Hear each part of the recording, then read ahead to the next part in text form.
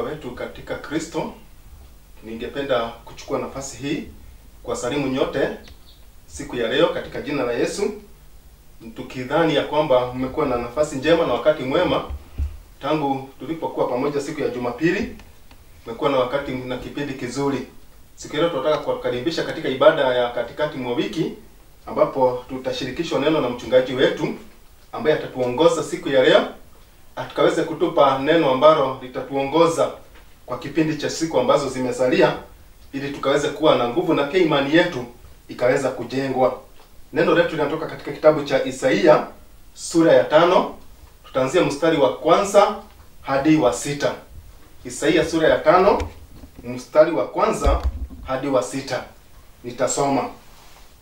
Now, let me sing to my well-beloved, a song of my beloved regarding his vineyard. My well-beloved has vineyard on a very fruitful hill. He dug it up and cleared out its stones, and planted it with the choicest vine. He built a tower in its midst, and also made a winepress in it. So he expected it to bring forth good grapes, but it brought forth wild grapes. And now, O inhabitants of Jerusalem and men of Judah, judge, praise, between me and my vineyard. What more could have been done to my vineyard that I have not done in it? Why then, when I expected to bring forth good grapes, did it bring forth wild grapes? And now, please, let me tell you what I'll do to my vineyard. I'll take away its hedge, and it shall be burned, and break down its walls, and it shall be trampled down. I will lay it waste, it shall not be pruned or dug, but there shall come up briars and thorns. I will also command the crowds that they rain on it. That is the word of God. Karibu mchungaji. Thank you, Christopher. Na tuombe. Mwenyezi Mungu, katika jina la Yesu Kristo, tunasema ni asante kwa kutupea nafasi nzuri jinsi hii, ndio tuje mbele yako tusikize neno lako, neno ambalo linatupatia uhai. Roho Mtakatifu wa Mungu, teremuka ndio utunenee, ndio tuweze tukawa na nguvu ya kuendelea na safari ambayo tunaenda nayo ya imani. Tusikie tu, na ni katika jina la Yesu Kristo tumeomba na kuamini. Amen. Amen. Brothers and sisters in the Lord, I want to start by saying that this morning I'm blessed. The Lord Jesus Christ is Lord and Savior of my soul. I have continued to see the mighty hand of our Lord being on me. I have all the reasons to thank God because of what He has done to me. Bwana Yesu asifiwe. Amen. I want to start by saying that the ones that have been read to us very well by Christopher from the book of Isaiah chapter 5 from verse 1 to 6, basically these ones were uttered by prophet Isaiah, whom we very well know. And this book of Isaiah, if you read from verse chapter 1 to the last chapter, it is a book which is full of warnings and condemnations. A book which is full of warnings and condemnations. Therefore, Isaiah basically was called to call the nation of Judah back to God. Kwa sababu watu wa Juda walikuwa wametoka katika ile njia ambayo Mungu alikuwa anataka waende. Kwa hivyo Isaiah aliitwa na Mwenyezi Mungu basically so that he may call the people of Judah back to their God. But today we are not talking about the people of Judah, we are talking about ourselves. When God looks at us, He can see we have deviated from the true path. Therefore, God is calling us today to come back to Him. Bwana Yesu asifiwe. Amen. So we are God's people. all of us, we are God's people. People whom God created by himself. People who are taken care of by God. People who are protected by God. People who are blessed by God. And all what we have belongs to God. Therefore, we are supposed to adhere to God's instructions. So the scripture that has been read to us, it talks about a song about God's vineyard. So what we see is that the owner of this vineyard did work. Kuna kazi kubwa na ngumu ambayo alifanya. Number one, it tells us that he plowed, alichimba, he plowed the land. Na kuchimba sio kitu rahisi, because this land had some stones. He plowed the land. Number two, after plowing, he cleared the stones from this piece of land. And when the land was okay, we are told that he planted good seed. Alichukua mbegu ambayo ilikuwa nzuri sana na akapanda. Brothers and sisters in the Lord, I want to say that God has done a lot to us. That's what we want to say. That God has done a lot to us. And the climax of it all is that he gave his son Jesus Christ so that he may die on the cross for our sins. Bwana Yesu asifiwe. Therefore, from what has been read to us, we learn some lessons. There are many lessons that we can learn. It shows us that God's chosen people, and we are the people now, we are expected by God to bear fruit. We as God's people, who are created by God himself, who are taken care of, who are protected by God, who are blessed by God, we are expected to bear fruits. Bwana Yesu asifiwe. And not only bearing fruits, we are expected to carry out God's work. That is service. We are expected to carry God's work. Number three, we are expected to uphold justice. Justice. As Christians, leadership in the church and leadership in the countryside, we are expected to uphold justice. Number four, we are expected as Christians to be talking the truth. And finally, we are expected to love one another. Because that is what Jesus told his disciples. That you love one another, because when you love one another, people of the world, even those who don't know me, will know that surely you are my disciples. Therefore, what we see from this variant is that when the owner planted good seeds, it is true the trees did bear fruits. The trees did bear fruits. But then the fruits were bad. Not that there were no fruits. The fruits were there, but the fruits were bad. They could not be eaten. Brothers and sisters in the Lord, this is what I want to say. The way to identify a tree, or even a person, is just looking at the fruit. Looking at the fruit that one produces. So if you read Matthew chapter 7 verse 20, Christopher, the way to identify a tree, the way to identify a person, what type of a person one is just looking at the fruit. Matthew chapter 7 verse 20.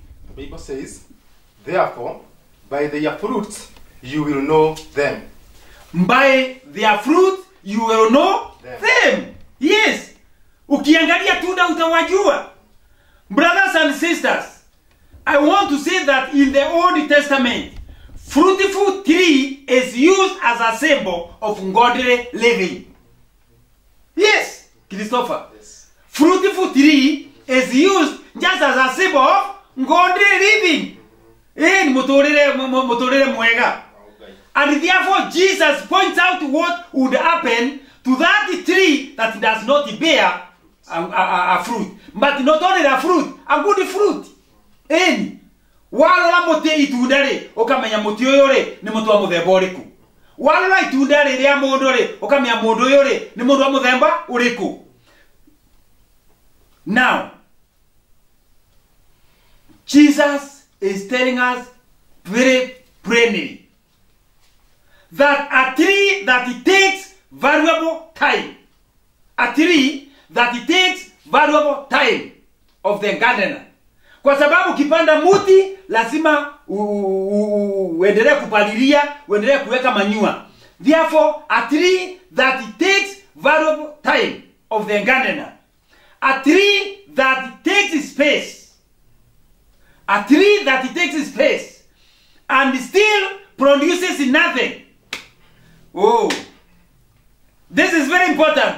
That a tree that it takes valuable time of the gardener, and the gardener here it's God himself. A tree that it takes space and still does not produces good fruits, God would not tolerate forever. God will not tolerate forever for lack of productivity. So what happens is that God will cut it down. Mungu lazima atakata. So brothers and sisters, it is a challenge that we have been enjoying God's special treatment. From when we were born up to where we are, we have been enjoying God's very special treatment. Kwa sababu sio lazima tuwe hai. Mungu angekuwa amemalizana na sisi. Lakini because of his mercies, we are there. We have continued to enjoy God's special treatment without giving anything in return. Without giving anything.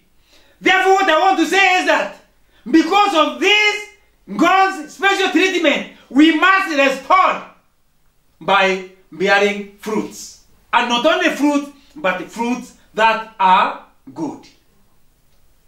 So God is resolving that if this garden does not produce fruits, I'll remove the edges so that this land is troubled. Ikanyangwe kabisa na iharibike.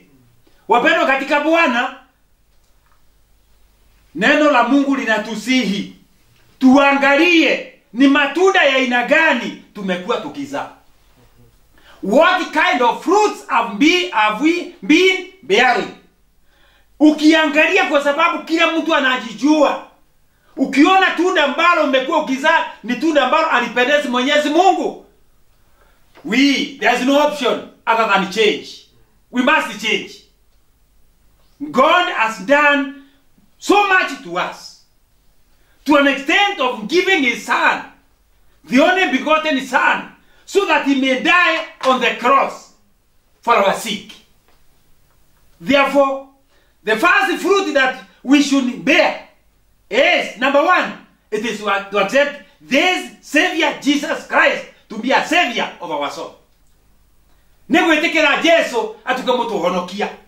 Tondu twetekera Jesu ri niegutuotithia guthie mbere guciara maciaro maria mega na magutura. Mwathani agocwo.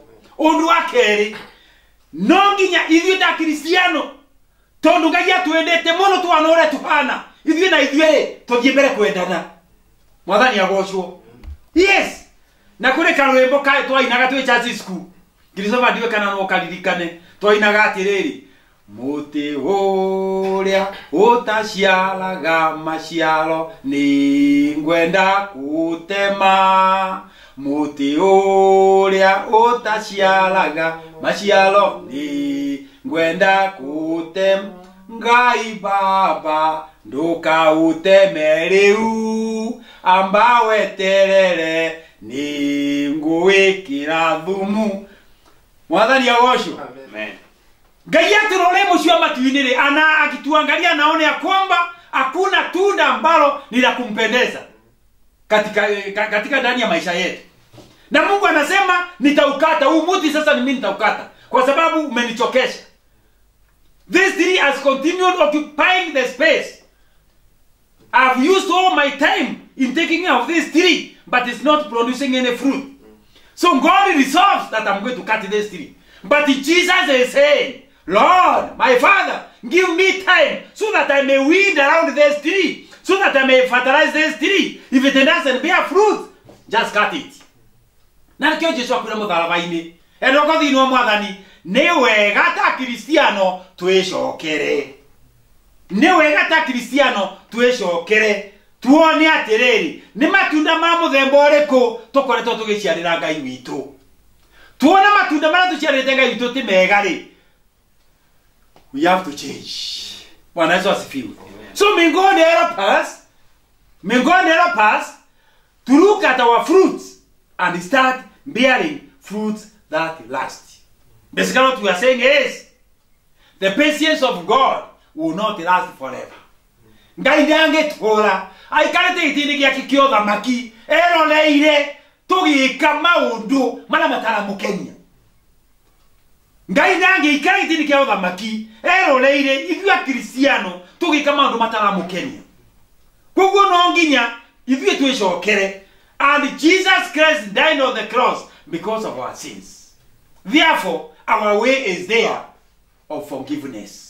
Kila kina batari no gwetikira Jesu atuonokie na tuonokio ni Jesu ri no guthie mbere guciara maciaro maria mega mangikenia Ngai witu uria watumbire. Ngai wo moya murathime ndo akwa thino mwathani. Ngai witu aratuteithia guthie mbere kumuciarira maciaro maria maramukenia tondu kou nikuo kwenda gwake. Ekei tuhoe. Mwenyezi Mungu katika jina la Yesu Kristo tunakushukuru Baba. Neno lako limetuambia ukiwa mji wa mbinguni ukituangalia unaona ya kwamba atuishi maisha ambayo ni ya kukupendeza. But because you are faithful God, you are a merciful God, you are a patient God, that's the reason why you have given all this time to be alive, waiting to see if we can change. Ngai nitwakuoya ututeithie, because on our own we cannot make it. Otuteithie magwicokera nigetha tuote guciara maciaro mara mangigukenia. No wega mwathani. We thank you, Lord, because of the period that we have stayed in this pandemic. If it were not for you, Lord, tungekuwa tumeisha zamani. Lakini Mwenyezi Mungu umeendelea kutushikilia na mkono wako wa nguvu. Asante Mwenyezi Mungu. Help us to reciprocate by doing good things to you. For the remaining part of the week, Lord, just help us to continue meditating upon that word. That you have done so much to us, but then you don't get anything good from us.